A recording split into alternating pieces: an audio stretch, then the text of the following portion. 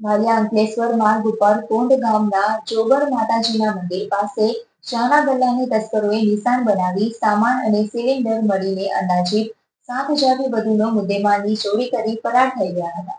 વાલિયા તાલુકાના કોંઢ ગામમાં રહેતા મનીષાબેન વસાવા વાલિયા અંકલેશ્વર માર્ગ ઉપર કોંઢ ગામના જોગણ માતાજીના મંદિર પાસે ચાના ગલ્લો ચલાવી પોતાના પરિવારનું ગુજરાન ચલાવે છે. જેઓના ગલ્લાને ગત 22મી જુલાઈના રોજ તસ્કરોએ નિશાન બનાવ્યું હતું. તસ્કરોએ દુકાનના નકુચા તોડી અંદર મૂકેલ સામાન અને ગેસનું સિલિન્ડર મળી અંદાજિત 7,000થી વધુનો મુદ્દેમાલ ચોરી કરી ફરાર થઈ ગયા હતા. ચોરી અંગે દુકાનદાર મહિલાએ વાલિયા પોલીસ મથકે ફરિયાદ નોંધાવી છે અને પોલીસ પેટ્રોલિંગ વધુ સઘન બનાવે તેવી માંગ કરી છે. મારું નામ છે મનીષાબેન પૂંજાભાઈ વસાવા.